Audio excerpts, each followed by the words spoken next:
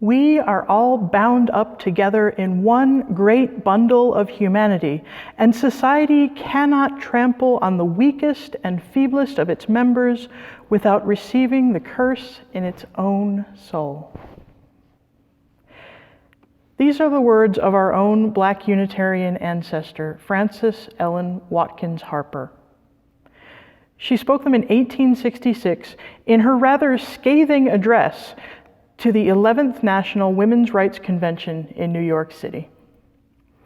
In it, she asked how white women could speak of rights while Black women were constantly suffering wrongs because of their race.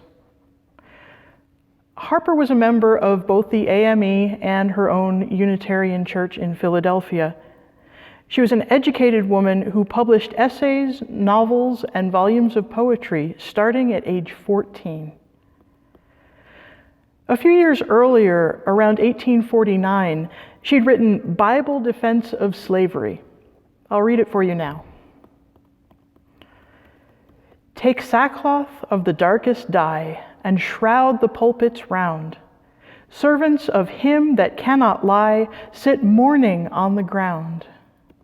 Let holy horror blanch each cheek, pale every brow with fears.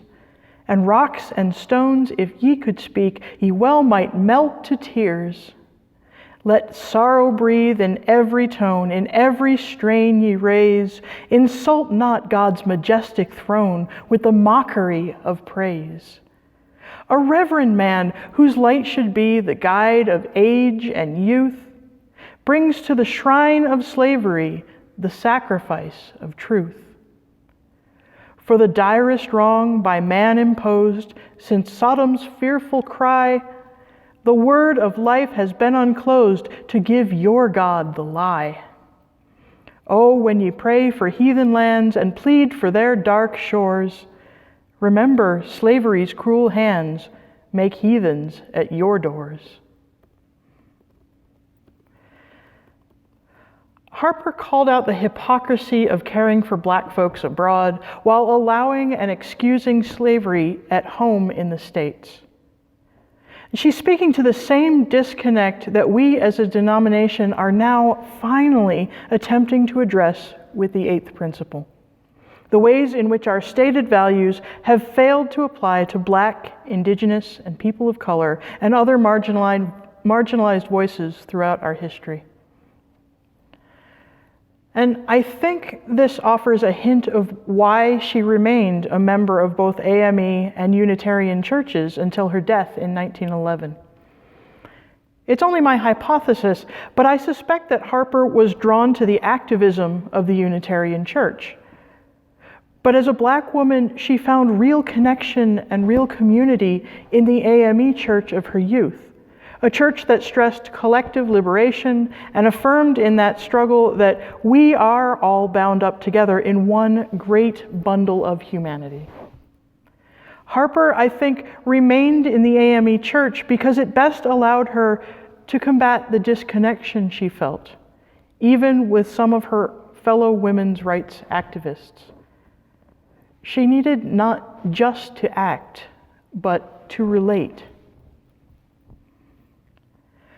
And I would like to name today that a lot of the grief many of us are feeling right now over the terrorist attacks in Atlanta and Boulder, over the continuing loss of Black lives, and the attacks on women's and LGBTQ rights, the loss of life from COVID-19 because of incompetent leadership.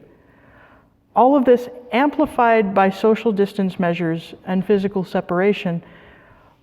A lot of this grief is at its heart over the lack of real connection in our society and in our world.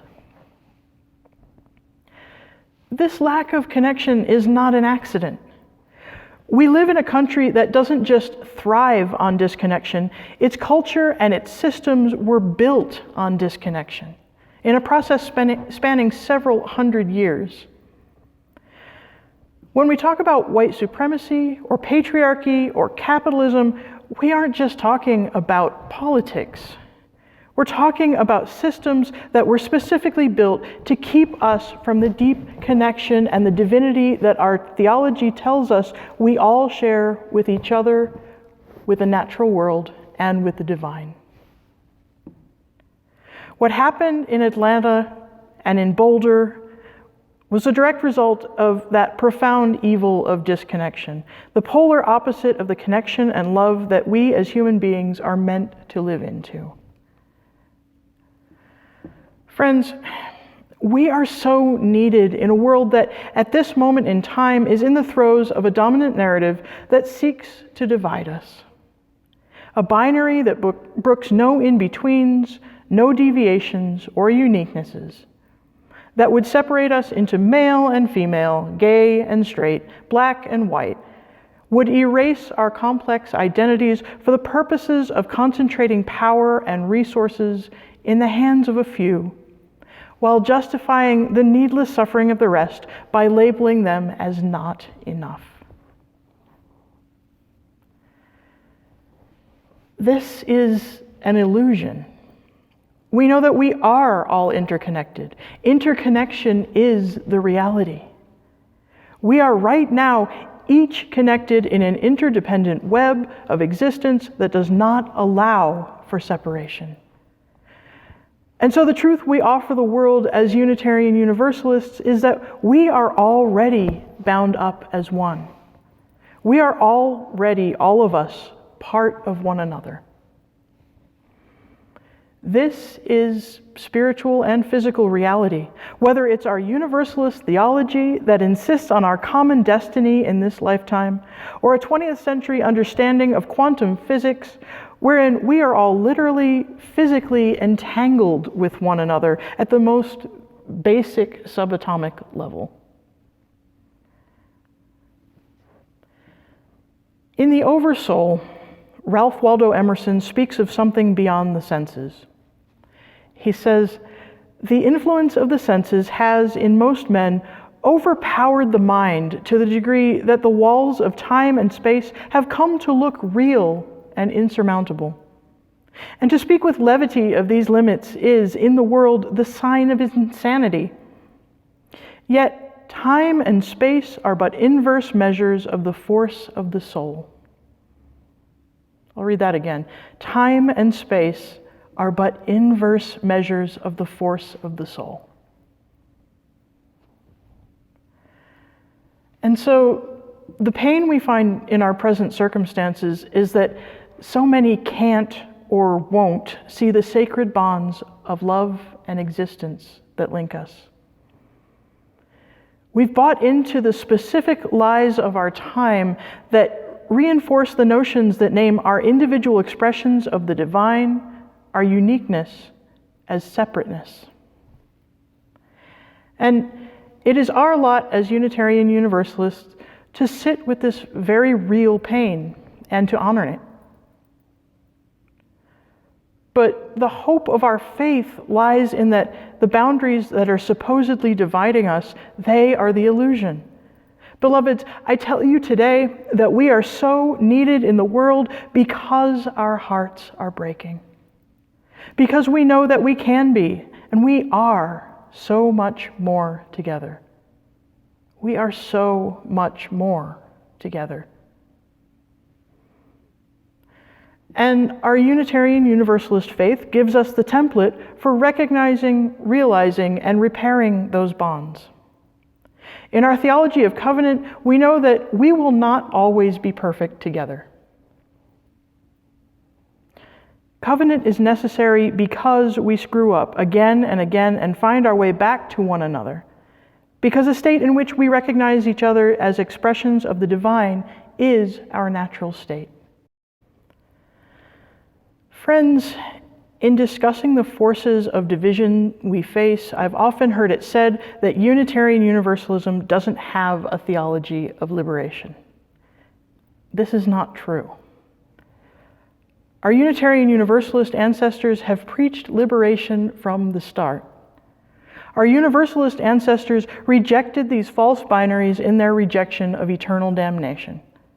In their embracing of the fact that all souls are sacred and worthy and loved by God, they put paid to the idea that some should have absolute power and privilege over others.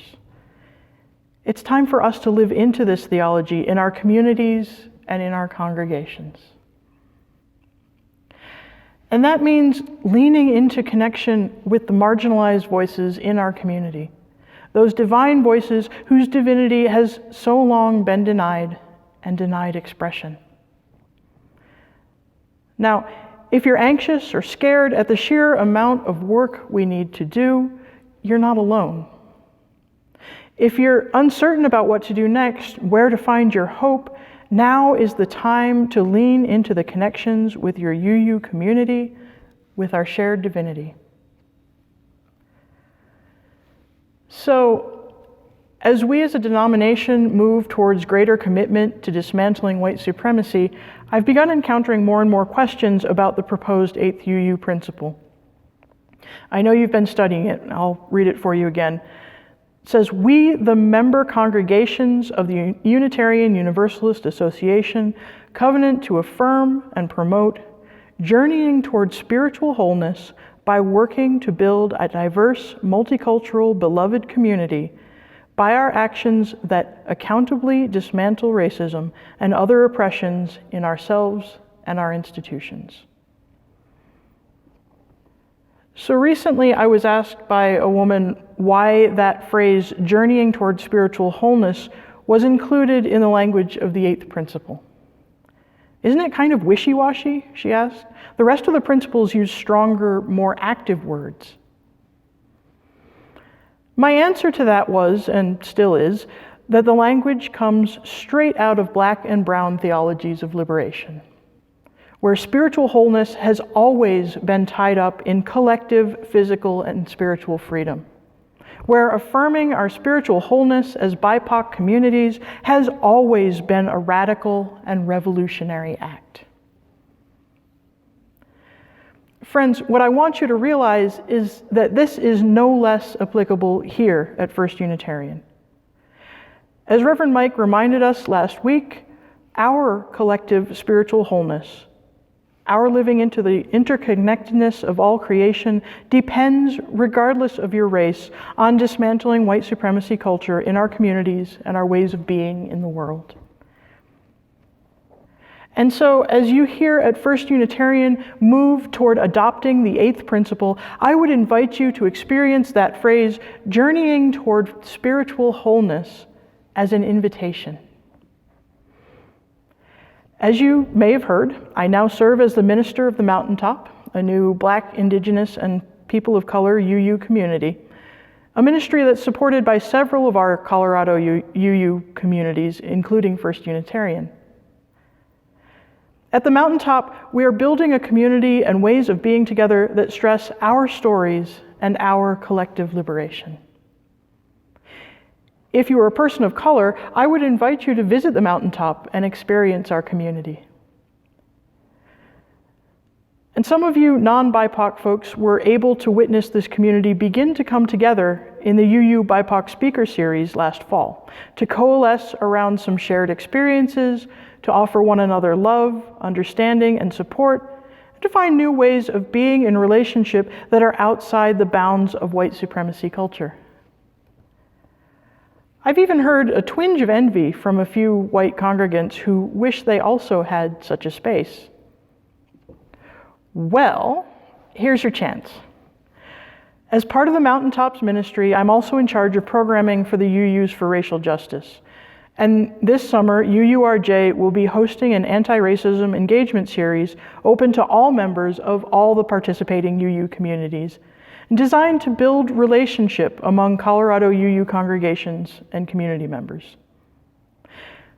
The purpose is to combine our learning about how best to dismantle white supremacy culture in our spaces, yes, but even more importantly, to practice and live into the relational ways of being that go past just transactional exchange of knowledge, and that are absolutely necessary to the dismantling of white supremacy culture in our UU congregations. And to practice ways of being together that center marginalized voices and model new ways of relating and decision-making. I want to invite you, dear friends, to join this ministry and participate in this series. If you've wanted to be in relationship with more UUs in doing this work, this is your event. If you've been wondering what centering marginalized voices looks like in practice, this is your chance. I would love to see as many members of First Unitarian attend as possible. Our kickoff event is next weekend, and there's still time to register. Please check First Announce for the registration link. Our aim with the Summer Anti-Racism Engagement Series is, by the beginning of fall, to have begun forming a robust Colorado UU anti-racism organization to be accountable to our BIPOC UUs, form accountability relationships across congregations, and to do the work of combating white supremacy in our congregations and our denomination. But in the end, the pertinent question, dear friends, isn't what you can get from this opportunity, though I think there's plenty, and it isn't what you can contribute to this effort either, though I think your voice will be a valuable part of this conversation. The pertinent question is, how will participating in this effort further our UU value of spiritual wholeness in our congregation, in other UU spaces, and in our communities? Because you, First Unitarian, are an integral part of our wholeness, and the rest of the UU community is an integral part of yours. I love you, First Unitarian. I hope to see you next weekend.